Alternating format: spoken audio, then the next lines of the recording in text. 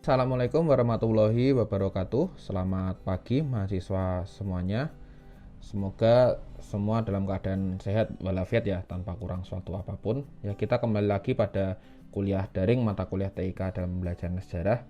Hari ini kita akan membahas tentang literasi digital dan upaya mengidentifikasi hoax.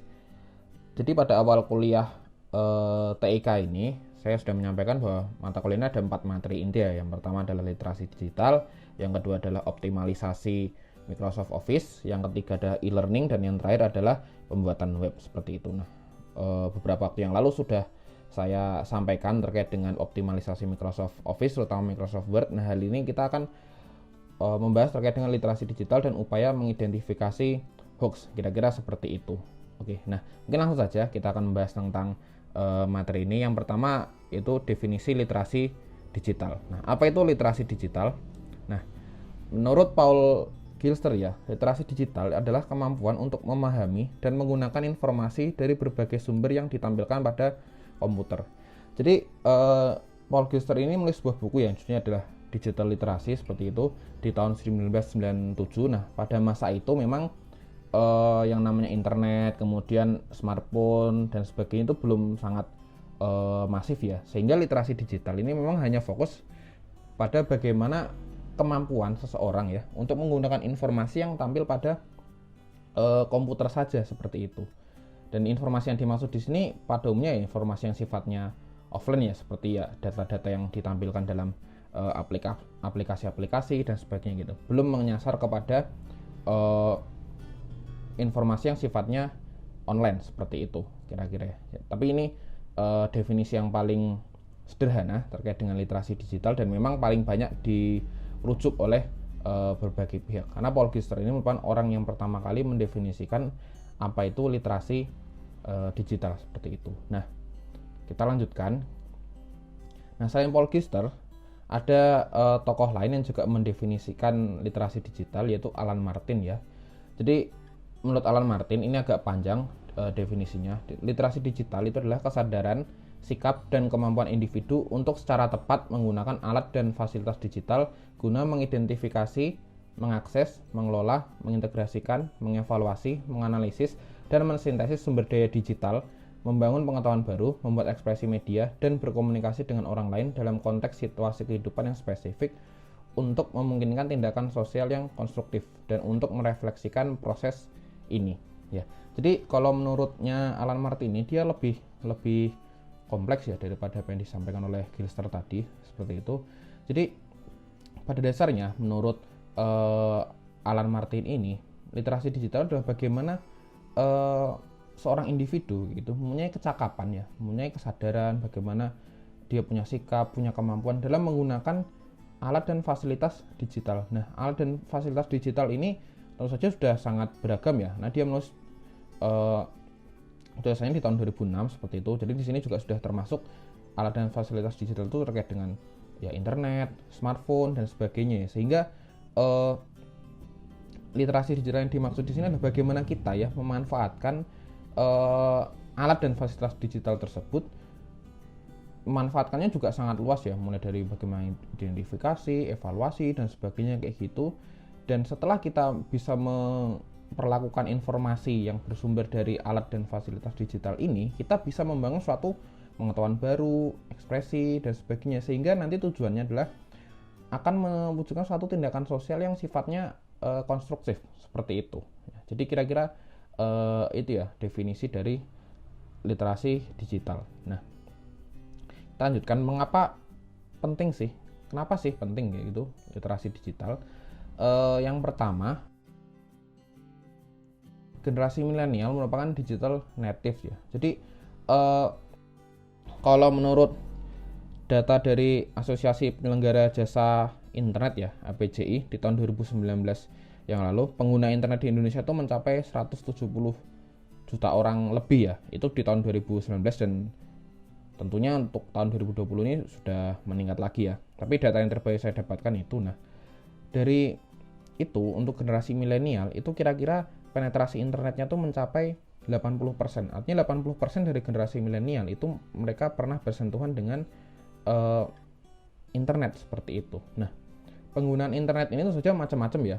yang terkait dengan internet ya. Apalagi kalau kita misalkan lebih sederhana lagi, misalnya menggunakan smartphone seperti itu. Kita belajar menggunakan smartphone, berkomunikasi dengan orang lain juga menggunakan smartphone, bahkan kita belanja, kita menggunakan alat transportasi, kemudian memesan makanan dan sebagainya itu menggunakan smartphone yang terkoneksi dengan internet ya. Jadi yang namanya digital native itu adalah bagaimana kehidupan yang serba digital itu sangat mempengaruhi kehidupan seseorang.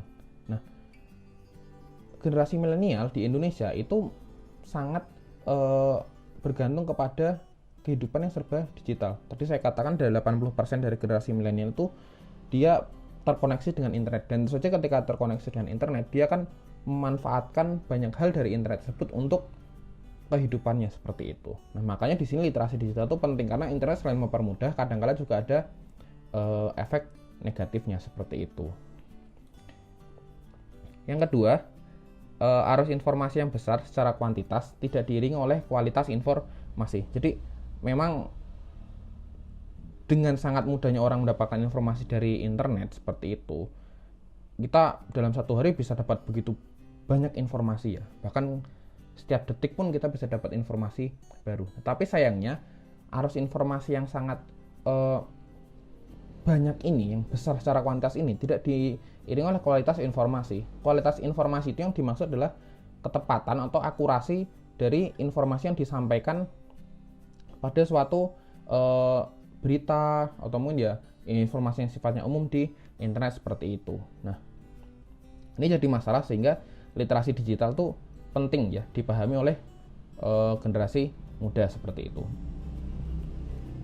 Yang ketiga, politisasi media sosial yang kadangkala kontraproduktif dengan demokrasi. Jadi memang penggunaan media sosial sih terutama itu juga tidak hanya sekedar untuk katakanlah silaturahmi seperti itu ya, tidak hanya untuk komunikasi, tidak hanya untuk sekedar bertukar kabar dengan orang, tapi juga dimanfaatkan untuk kepentingan politik. Nah, sayangnya kadang-kala juga penggunaan media sosial dalam politik ini justru bukan untuk pendidikan politik, tapi malah untuk menjatuhkan pihak-pihak tertentu. Bahkan kadang-kala juga itu diiringi dengan fitnah, hoax dan sebagainya. Nanti soal hoax akan kita bahas lebih lanjut. Tetapi yang jelas ya, politisasi ini seringkali kontraproduktif dengan demokrasi seperti itu. Nah, mungkin nanti akan lebih jelasnya di slide yang selanjutnya ya. Kemudian yang terakhir adalah mengapa literasi digital itu penting, karena literasi digital ini diharapkan ya mampu membangun kemampuan berpikir kritis dari generasi muda seperti itu. Oke, kita lanjutkan. Ya, sekarang kita masuk ke pembahasan terkait dengan hoax ya. Hoax itu apa? Jadi hoax itu adalah berita atau informasi yang sengaja dibuat-buat dan dimaksudkan oleh informan atau sumber informasinya ya untuk menipu pembacanya.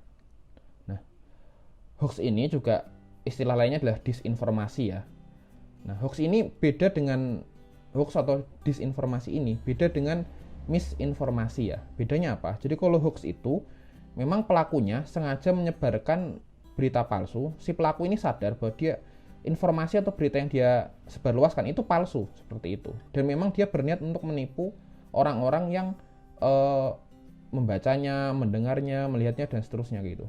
Itu hoax atau disinformasi. Tapi kalau misinformasi itu pelakunya tuh nggak sadar bahwa informasi atau berita yang dia sebarluaskan itu adalah informasi atau berita yang palsu seperti itu ya. Jadi tidak semua berita palsu itu pasti hoax.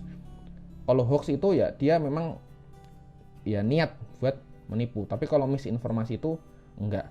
Nanti mungkin kalau ada kesempatan kita akan bahas soal tipologi berita palsu karena jenisnya banyak sih. Tapi yang paling banyak ditemui ya dua hal ini, yaitu hoax atau disinformasi serta satunya adalah misinformasi. Sekali lagi perbedaannya adalah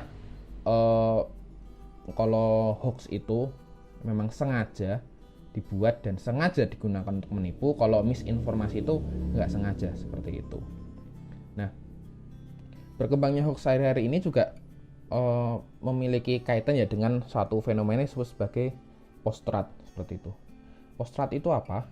Jadi post-truth ini dia mulai dibicarakan sejak 2016 ya, ketika Oxford Dictionary itu mulai atau memberi tanda kutip gelar gitu ya untuk post-truth ini sebagai word of the year atau kata tahun ini ya. Nah, post-truth itu apa sih? Post-truth itu adalah keadaan ketika fakta objektif kurang berpengaruh dalam membentuk opini publik dibandingkan dengan emosi atau kepercayaan pribadi. Jadi yang namanya post-truth ini ya, jadi ketika kita mendapatkan informasi, ambil contoh seseorang gitu, dia mendapatkan suatu informasi, dia akan lebih percaya informasi yang memang sesuai dengan preferensi pribadinya dia, sesuai dengan apa yang dia yakini benar, tanpa melihat fakta-fakta objektif yang ada di dalam informasi itu kayak gitu. Misalkan mungkin dia pendukung salah satu tokoh politik, kemudian dia dapat informasi terkait dengan tokoh politik tersebut yang katakanlah positif, dia akan langsung percaya karena dia sesuai dengan preferensi pribadinya dia seperti itu. Tapi dia tidak melihat informasi ini dari mana sih, bener atau enggak sih, yaitu karena kaitannya dengan selera atau ya preferensi pribadi dia, atau mungkin sederhananya ya kesukaannya dia seperti itu. Nah, ini jadi masalah. Kenapa? Karena orang kan menilai informasi benar atau enggaknya ya itu berdasarkan dari kesenangan dia kayak gitu. Bahkan kadang-kala orang-orang ini justru dia mencari informasi itu untuk meyakinkan bahwa pendapatnya benar, bukan mencari informasi untuk mencari informasi yang benar kayak gitu. Jadi dia punya keyakinan dulu baru cari informasi untuk memastikan keyakinannya. Padahal normalnya kita cari informasi supaya kita tahu kebenarannya. Nah, disinilah hoax itu mulai berkembang sangat pesat ya. Kenapa? Karena ya itu tadi fakta-fakta objektif mulai ditinggalkan, mulai disingkirkan. Kalau itu nggak sesuai dengan selera atau kesukaan kita, maka ya itu ditinggalkan seperti itu. Jadi itu ya salah satu fenomena post-truth ini yang berpengaruh terhadap berkembangnya hoax akhir-akhir ini seperti itu. Nah, oke, kita lanjutkan sekarang. Nah, hoax itu bahayanya apa sih? Kenapa kok kita harus menghindari hoax ya? Ada setidaknya 3 hal ya. Yang pertama, menimbulkan kerugian terhadap individu atau kelompok ya. Jelas ya kalau ini. Jadi kalau misalkan salah satu kelompok itu atau individu ya, dia kena hoax gitu, dia diisukan ini itu dan sebagainya yang itu negatif, tentu saja orang-orang akan timbul rasa tidak suka orang-orang terhadap pihak yang dianggap punya kesan negatif itu kayak gitu. Padahal itu belum tentu gitu. Misalkan si A diisukan melakukan hal yang negatif, padahal belum tentu seperti itu. Nah, itu tentu saja hoax sangat merugikan ya. Kemudian yang kedua adalah memicu terjadinya konflik dan tindakan intoleransi. Ini juga sering terjadi ya, bagaimana kelompok-kelompok tertentu, kelompok-kelompok sosial tertentu di Indonesia tuh diisukan atau dituduh seperti misalnya kelompok B dituduh melakukan tindakan yang sifatnya itu negatif seperti itu, sehingga itu muncul ketidaksukaan dari kelompok sosial yang lain. Nah, akhirnya karena ada salah pahaman itu justru memicu akhirnya konflik dan bahkan tindakan intoleransi. Saya pikir contohnya cukup banyak ya terkait dengan ini. Yang jelas memang ini mungkin yang paling sering ditemui ya, konflik karena sesuatu yang atau informasi yang belum tentu kebenarannya. Kemudian yang terakhir adalah merusak demokrasi. Jelas ya ketika dengan adanya hoax ini, kita mungkin bisa lihat contoh di media sosial hari ini ya, atau mungkin sejak tahun 2014 bagaimana para tokoh-tokoh politik memanfaatkan media sosial untuk mencitrakan dirinya. Kadang-kadang dia tidak hanya mencitrakan dirinya positif, tapi berusaha mencitrakan lawan-lawannya atau musuh-musuhnya secara negatif. Persoalannya kalau memang kekurangan atau hal-hal negatif dari lawannya itu memang benar, informasinya bisa dipertanggungjawabkan, it's okay, nggak masalah. Orang-orang bisa menilai, oh memang kekurangannya tokoh lain tuh ini, oh kekurangannya si ini tuh seperti ini. Tetapi masalahnya adalah kadang-kala kekurangan atau hal-hal yang sifatnya negatif dari rival politik pihak tertentu itu tidak bisa dibuktikan kebenarannya kayak gitu. Sehingga hal ini malah kontraproduktif dengan demokrasi. Demokrasi itu kan harusnya kita bagaimana setiap pendapat itu semua orang boleh berpendapat secara bebas ya. Yang penting bisa dipertanggungjawabkan. Sementara kalau fitnah tentu saja itu tidak bisa dipertanggungjawabkan kan. Asal tuduh saja orang tuh seperti ini seperti itu, sehingga ujung-ujungnya kembali ke poin kedua tadi, yaitu adanya konflik ya antar berbagai kelompok sosial atau pendukung dari calon-calon tertentu seperti itu. Itu untuk bahaya dari hoax. Nah, kemudian ciri-ciri hoax itu apa sih supaya kita bisa mudah mengidentifikasinya? Nah, ini hal yang sangat penting harus kalian pahami ya. Yang pertama, ciri-ciri hoax itu adalah judul ya dan atau isi berita atau informasi itu cenderung bombastis dan bahkan provokatif ya. Jadi kadang-kala isinya tuh terlihat sangat wah sekali gitu, sangat konspirasi apa kayak gitu. Kemudian oh ya mungkin satu contohnya belum lama mungkin diisukan bahwa virus corona ini, COVID-19 ini merupakan senjata biologis dari pihak-pihak tertentu. Wah, itu kan orang juga langsung tertarik baca, oh benarkah, apakah ini mungkin dari negara A atau negara B dan seterusnya kayak gitu. Padahal sampai detik ini juga hal itu tidak terbukti kayak gitu. Cuman kadang-kala orang mungkin juga percaya soal ini, oh ini fakta yang disembunyikan dan sebagainya. Padahal sekali lagi isu tersebut tidak bisa pertanggungjawabkan kebenarannya seperti itu. Nah, biasanya hoax itu yang semacam itu gitu. Jadi bombastis kayak gitu. Orang wah ini ternyata seperti ini gitu. Seperti itu ya. Kemudian yang kedua adalah nama situs yang menyebar biasanya mirip dengan nama media besar ya. Memang ada beberapa situs penyebar hoax yang nama-namanya mirip dengan media-media besar ya. Kita tahu mungkin di Indonesia ada banyak media besar yang mulai dari Kompas, Tempo, Detik, Viva News dan sebagainya, banyak sekali. Nah, kita harus jeli dan harus hati-hati. Kadangkala media-media penyebar hoax ini juga ya namanya dibuat mirip-mirip lah dengan berbagai media-media mainstream itu kayak gitu. Kenapa? Karena supaya seolah dari media ini. Nah, itu biasanya kita harus hati-hati apakah memang informasi yang kita dapatkan itu benar-benar dari situs yang terpercaya atau tidak, seperti itu. Yang ketiga adalah kontennya cenderung berisi opini dan sumbernya tidak jelas. Nah, ini salah satu ciri hoax yang paling banyak ditemui, yaitu tidak punya referensi yang jelas seperti itu. Dia bisa nulis opini panjang lebar kayak gitu, tapi ya itu sifatnya hanya opini, dugaan, asumsi saja dari pihak penulis atau orang yang memproduksi itu kayak gitu. Nggak ada sumbernya, nggak ada sumber yang bisa dipertanggungjawabkan. Hati-hati kalau kita mendapatkan informasi semacam ini. Mengapa? Karena hoax itu biasanya sumbernya nggak jelas, nggak tahu dari mana, tahu-tahu sudah ada informasi seperti ini. Nah, itu harus hati-hati ya.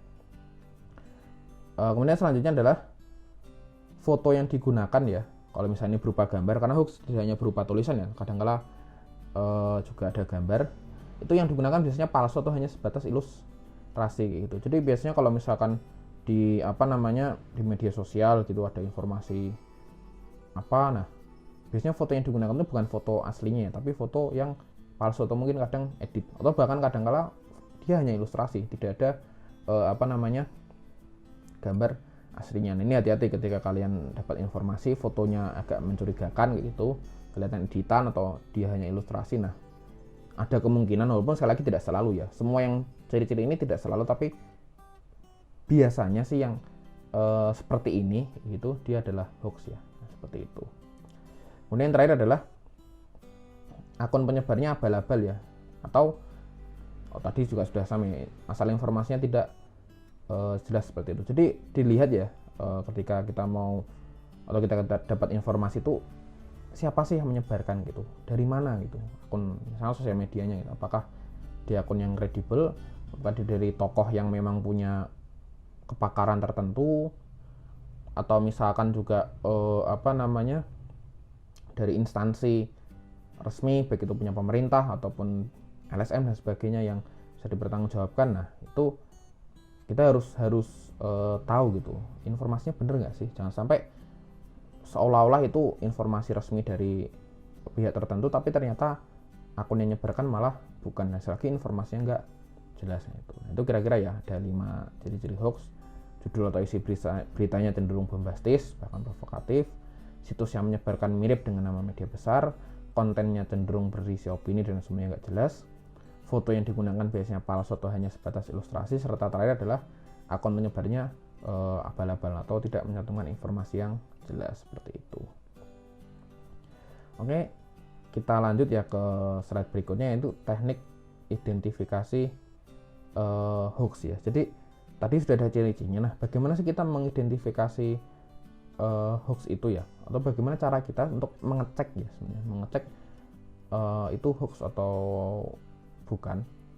Jadi di sini sebenarnya kita bisa kembali lagi kepada salah satu metode dalam penelitian sejarah, yaitu metode verifikasi atau kritik sumber seperti itu. Sebenarnya ini juga bisa kita aplikasikan dalam memproses suatu informasi yang beredar di sosial media atau di internet secara umum seperti itu. Kita mengenal ada kritik eksternal dan kritik internal. Nah, bagaimana caranya ya? Yang pertama, terkait dengan kritik eksternal itu adalah kita harus melakukan verifikasi siapa yang menyebarkan berita atau siapa yang menyebarkan informasi seperti itu. Nah, ini penting sekali. Kenapa? Karena kalau informasinya berasal dari orang atau akun yang tidak jelas, kita juga harus hati-hati seperti itu. Harus tidak boleh gampang percaya dari informasi dari pihak-pihak atau tokoh-tokoh yang dia nggak jelas kredibilitasnya. Dan kita juga harus mengecek kredibilitas tokoh tertentu ya. Jadi misalkan kalau kita mau dapat informasi terkait dengan kesehatan seperti itu ya, kita harus cari dari tokoh kesehatan kayak gitu. Kalau misalkan kita pengen tahu katakanlah informasi terkait dengan agama ya, kita harus cari dari tokoh agama gitu. Tentang politik ya dari tokoh politik dan seterusnya itu. Jadi pastikan kepakarannya memang sesuai dengan informasi yang disampaikan itu. Jangan sampai misalkan kayak informasi kesehatan yang menyebarkan adalah pakar politik dan seterusnya, itu kan nggak cocok kayak gitu. Jadi pastikan informasi ini dari siapa, apakah memang sesuai dengan kepakaran dari tokoh tersebut seperti itu. Termasuk juga ya ini juga terkait dengan media yang menyebarkan, yang dilihat tadi medianya media yang dipertanggungjawabkan atau tidak gitu. Kalau media-media besar ya seperti tadi sudah saya sebutkan beberapa media mainstream, biasanya sih memang informasinya bisa dipercaya, meskipun salah kita juga harus bisa mengkritisi ya terkait dengan informasi dari media-media tersebut seperti itu. Kemudian yang kedua, jika gambar ya, ini kita manfaatkan fitur di Google yaitu Google Image Search ya. Jadi kalau misalnya kalian dapat gambar kayak gitu, kalian bisa cek langsung di di Google Image Search apakah gambar tersebut memang benar sesuai dengan, biasanya di gambar itu kan ada narasinya apa gitu kan, benar atau enggak. Jangan jadi hanya gambar lama yang disebarkan ulang dan sebagainya, itu harus bisa dicek seperti itu gitu ya. Nah, setelah melakukan kritik eksternal, kita juga melakukan kritik internal ya. Yang pertama, kritik internalnya adalah isi beritanya apakah dilengkapi dengan referensi yang jelas atau tidak kayak gitu. Jadi referensi yang jelas ini bisa keterangan dari tokoh-tokoh yang memang punya otoritas ya. Misalkan kalau berita kriminal ya keterangan dari kepolisian, misalkan kalau kebijakan pemerintah ya, misalkan terkait dengan kesehatan ya dari Kementerian Kesehatan atau lembaga lain yang mempunyai kredibilitas dan seterusnya gitu. Jadi dicek dulu apakah berita tersebut referensinya itu jelas atau tidak kayak gitu. Atau misalkan terkait dengan data apa, nah itu apakah memang berdasarkan data penelitian atau dari mana seperti itu, harus dicari tahu ya, datanya harus benar seperti itu. Kemudian yang kedua adalah narasumber yang dikutip ya. Ini tadi mungkin agak mirip dengan yang pertama ya. Tadi sudah saya sampaikan bahwa sekali lagi kita juga harus memperhatikan kepakaran dari satu tokoh ya ketika memberikan statement kayak gitu. Soalnya kalau ya bidangnya sejarah misalkan ya harus dari sejarawan, jangan dari bidang lain seperti itu. Jadi kita harus ngecek kepakarannya siapa. Sebenarnya nggak terlalu sulit ya. Nanti kalau misalnya dapat informasi menurut tokoh ini, apa informasinya, kita cari tahu dulu. Tokoh ini punya statement tertentu, itu sesuai nggak sih dengan kepakarannya gitu. Kalau memang sesuai ya bisa kita percaya. Tapi kalau ternyata agak jauh gitu kepakarannya, nah itu kita mungkin harus berhati-hati gitu. Kita harus mengklarifikasi lebih lanjut informasi yang disampaikan seperti itu. Dan yang terakhir adalah apakah isi berita dapat dikonfirmasi oleh media lain yang kredibel atau informasi resmi. Jadi kadang-kala akun-akun media sosial itu menyampaikan informasi secara cepat gitu ya. Nah, informasi yang disampaikan tuh kira-kira diberitakan juga tidak ya, dia diberitakan di media lain yang kredibel atau tidak kayak gitu. Kalau misalkan diberitakan, berarti ada kemungkinan informasinya benar. Tapi kalau nggak ada media lain yang memberitakan, nah kita harus waspada nih. Jangan-jangan media lain nggak mau memberitakan karena informasi itu sudah ketahuan bohong kayak gitu. Atau bisa juga di compare dengan informasi resmi dari pihak terkait, baik itu dari pemerintah atau lembaga-lembaga non pemerintah seperti itu. Karena saya pikir lembaga pemerintahan ya, apalagi kayak gitu, kemudian juga LSM dan sebagainya, itu mereka punya website resmi ya. Nah, dicari di website itu, di website atau akun sosial media resminya mereka ya, dicari apakah memang mereka memuat informasi yang sama atau tidak. Kalau sama ya berarti kemungkinan besar memang benar seperti itu. Tapi kalau enggak, sekali lagi kita harus hati-hati gitu. Jangan sampai karena kita pengen cepat update gitu, ternyata apa yang kita update itu malah nggak bener. Nah, itu yang pentingnya kita melakukan konfirmasi atau membandingkan ya informasi yang kita punya, yang dari sumber yang kita dapatkan, dengan media-media yang lebih kredibel atau informasi dari lembaga resmi seperti itu. Nah, oke, ini saya tampilkan ya satu contoh hoax yang mungkin sudah agak lama tapi masih sering jadi bahan lelucon kayak gitu. Jadi sekitar 2017 kalau saya tidak keliru, itu ada salah satu situs ya yang menyebarkan informasi terkait dengan vaksin gitu. Nah, konon katanya ada seorang dokter di Amerika, Dr. Bernard Mahfuz ya, dari American Muslim Anti-Vaccine Society gitu. Jadi menurut Dr. Bernard ini, vaksin hanya sebuah konspirasi pemerintah Amerika Serikat untuk menguasai dunia kedokteran melalui zat-zat kimia berbahaya gitu. Nah, kalau kita cek di website tersebut ya, nanti kalian mungkin bisa cari sendiri sih. Saya tidak akan cantumkan di sini, tapi kalian bisa cari sendiri. Menurut klaim dari website itu, Dr. Bernard ini meyakini bahwa vaksin itu dibuat oleh pemerintah Amerika Serikat untuk membuat warga-warga lain di negara-negara di lain Amerika Serikat itu mendapatkan zat-zat kimia berbahaya yang nanti akan mengganggu pertumbuhan anak atau orang yang divaksin seperti itu. Jadi vaksin itu kayak semacam senjata biologis lagi gitu. Nah, persoalannya saya pikir untuk informasi ini bisa kita lihat bahwa judulnya tuh atau isi informasinya sangat bombastis bahwa vaksin adalah senjata biologis dari Amerika Serikat kayak gitu. Cuma nah sekarang kita coba cari tahu nih, bener nggak sih? Sebenarnya gampang sekali sih kita tahu bahwa informasi ini hoax. Kenapa? Karena kalau kita cari di Google ya, yang namanya Dr. Bernard Mahfuz itu nggak ada orang ini gitu. Nggak ada yang namanya Dr. Bernard Mahfuz ini. Nah, jadi dari informasi juga asalnya tidak jelas. Dan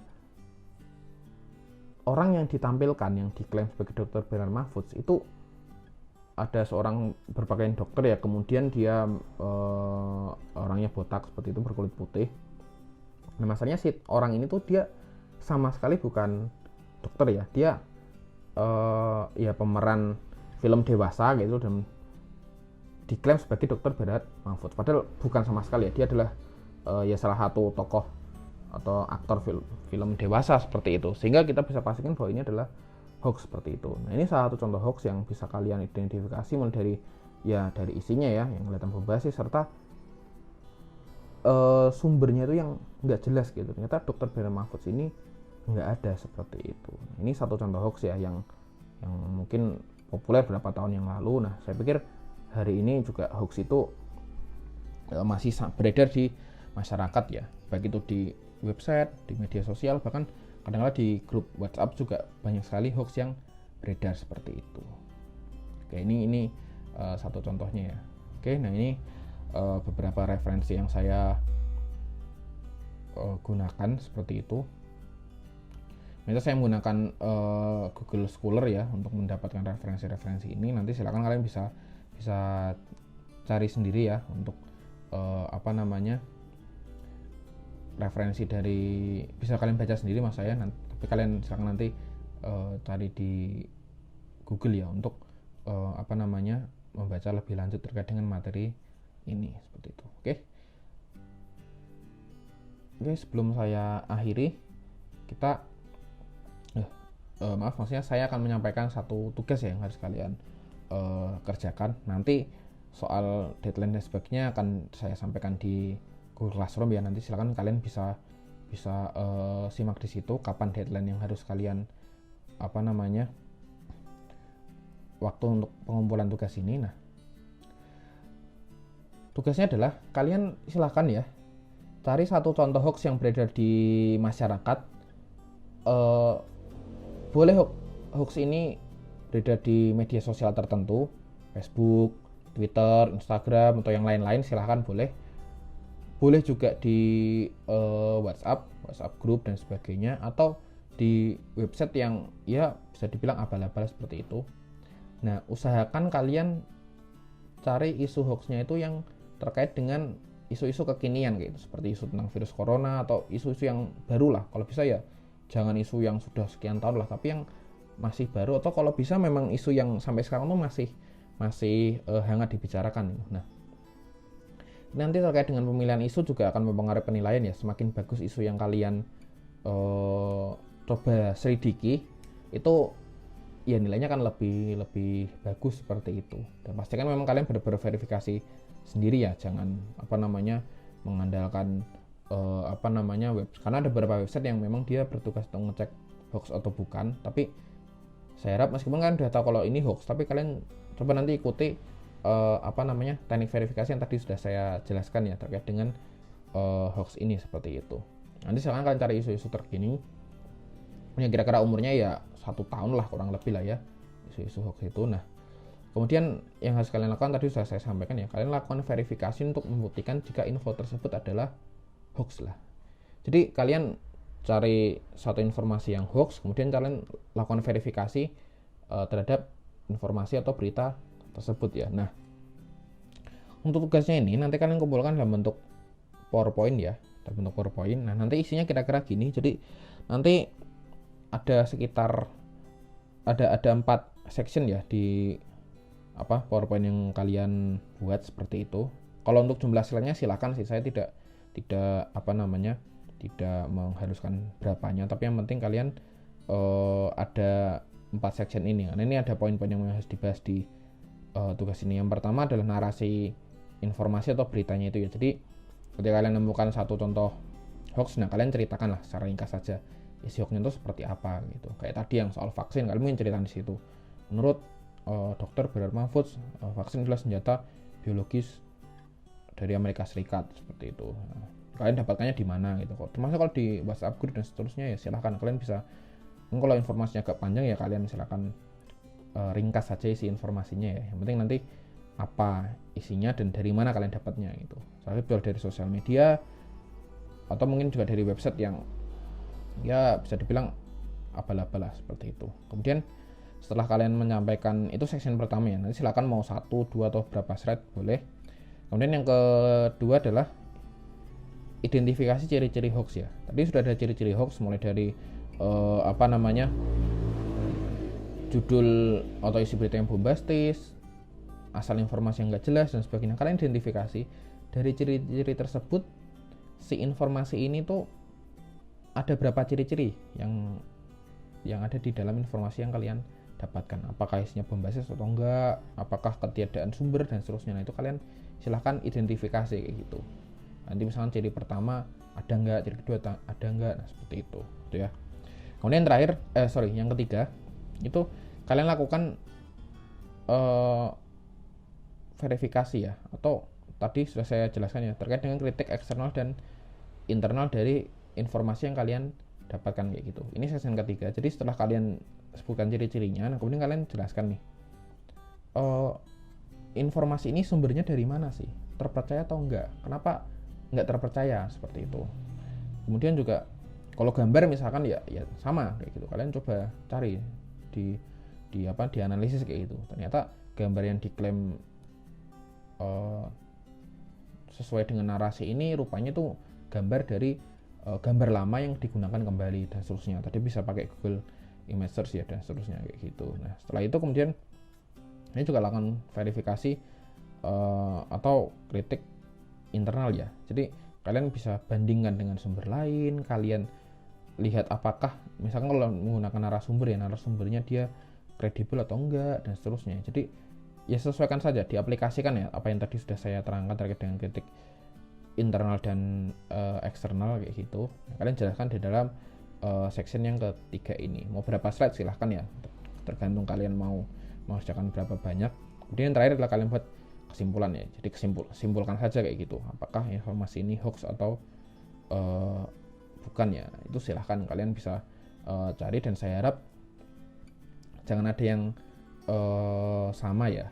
Maksudnya kalaupun misalkan mungkin narasi informasi atau beritanya itu mirip, setidaknya mungkin satu dari Twitter, mungkin satu dari Facebook, satu dari grup WhatsApp, tapi nanti cara kalian mengerjakannya ya, mengidentifikasi ciri-cirinya, kemudian juga kritik eksternal dan internalnya itu beda ya, jangan dibuat sama seperti itu. Meskipun nanti keseluruhan akhirnya tentu saja sama ya, bahwa ini hoax ya. Tapi proses di identifikasi ciri-ciri serta kritik eksternal dan internalnya tolong dibedakan kayak gitu. Jadi sekali lagi, paling minimal ya kalau ternyata narasinya mirip kayak gitu, kalian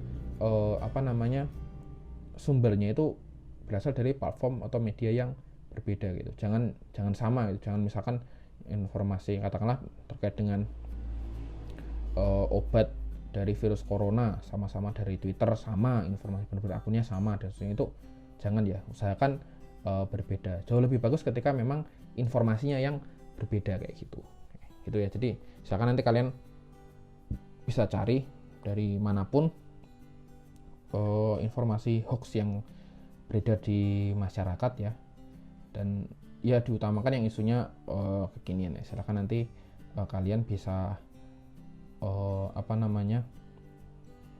verifikasi informasi tersebut. Oke, ya mungkin gitu saja ya buat kuliah daring kali ini. Nanti kalau ada hal-hal yang kurang jelas, silakan bisa komunikasikan dengan saya ya, baik lewat WhatsApp maupun lewat Google Classroom seperti itu. Mungkin sekian saja dari saya. Terima kasih. Kurang lebih mohon maaf. Assalamualaikum warahmatullahi wabarakatuh.